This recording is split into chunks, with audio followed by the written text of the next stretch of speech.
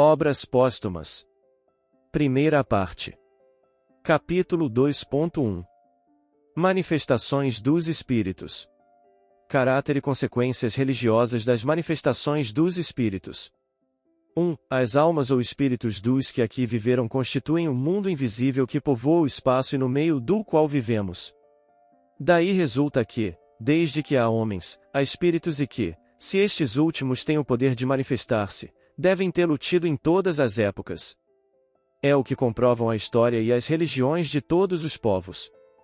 Entretanto, nestes últimos tempos, as manifestações dos espíritos assumiram grande desenvolvimento e tomaram um caráter mais acentuado de autenticidade, porque estava nos desígnios da providência pôr termo à praga da incredulidade e do materialismo, por meio de provas evidentes, permitindo que os que deixaram a Terra viessem atestar sua existência e revelar-nos a situação ditosa ou infeliz em que se encontravam. 2. Vivendo o mundo visível em meio do mundo invisível, com o qual se acha em contato perpétuo, segue-se que eles reagem incessantemente um sobre o outro, reação que constitui a origem de uma imensidade de fenômenos, que foram considerados sobrenaturais, por se não lhes conhecer a causa. A ação do mundo invisível sobre o mundo visível e reciprocamente é uma das leis, uma das forças da natureza, tão necessária à harmonia universal, quanto a lei de atração. Se ela cessasse, a harmonia estaria perturbada, conforme sucede num maquinismo, donde se suprima uma peça. Derivando de uma lei da natureza semelhante à ação, nada tem, evidentemente, de sobrenaturais os fenômenos que ela opera.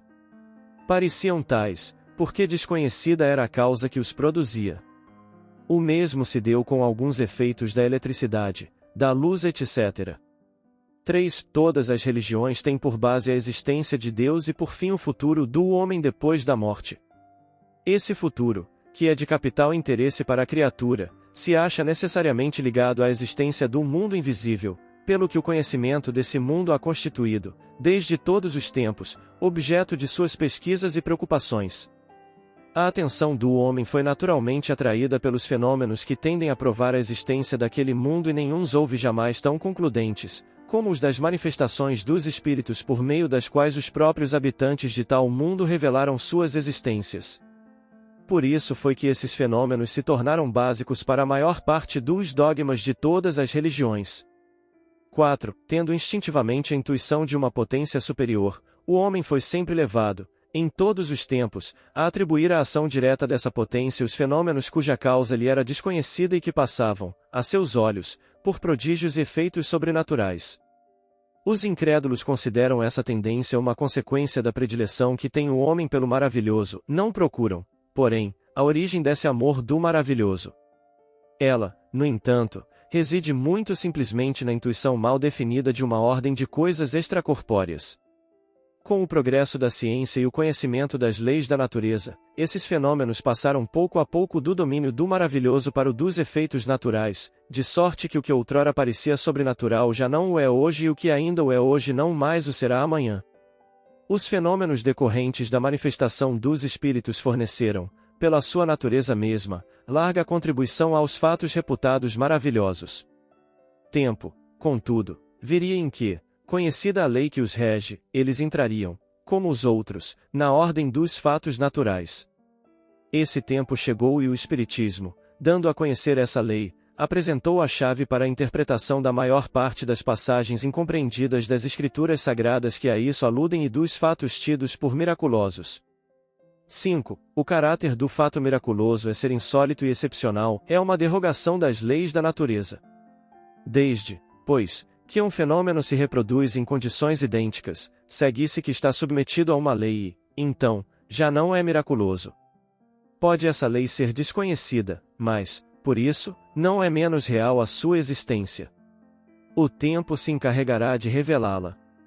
O movimento do Sol, ou, melhor, da Terra, sustado por Josué, seria um verdadeiro milagre, porquanto implicaria a derrogação manifesta da lei que rege o movimento dos astros.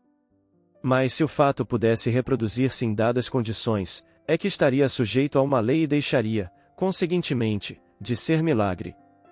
6. É errôneo assustar-se a Igreja com o fato de restringir-se o círculo dos fatos miraculosos, porquanto Deus prova melhor o seu poder e a sua grandeza por meio do admirável conjunto de suas leis do que por algumas infrações dessas mesmas leis.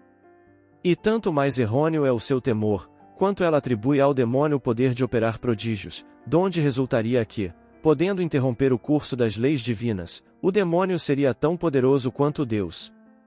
Ousar dizer que o espírito do mal pode suspender o curso das leis de Deus é blasfêmia e sacrilégio.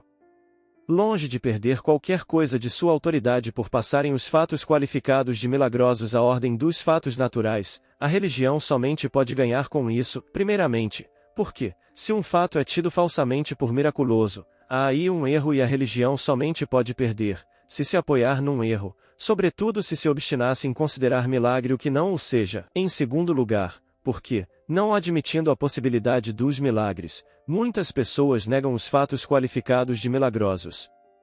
Negando, conseguintemente, a religião que em tais fatos se estriba.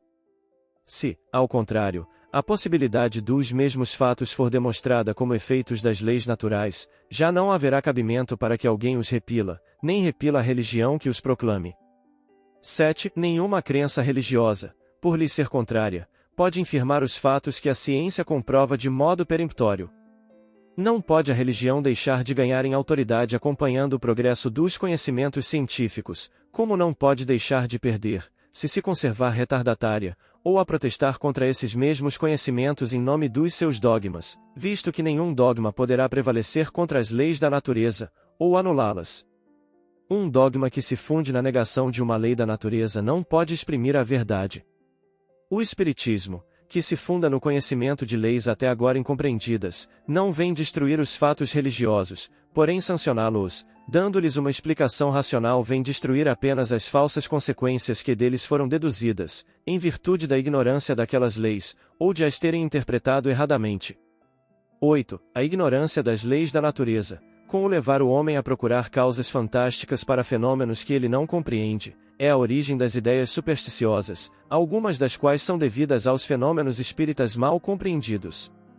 O conhecimento das leis que regem os fenômenos destrói essas ideias supersticiosas, encaminhando as coisas para a realidade e demonstrando, com relação a elas, o limite do possível e do impossível.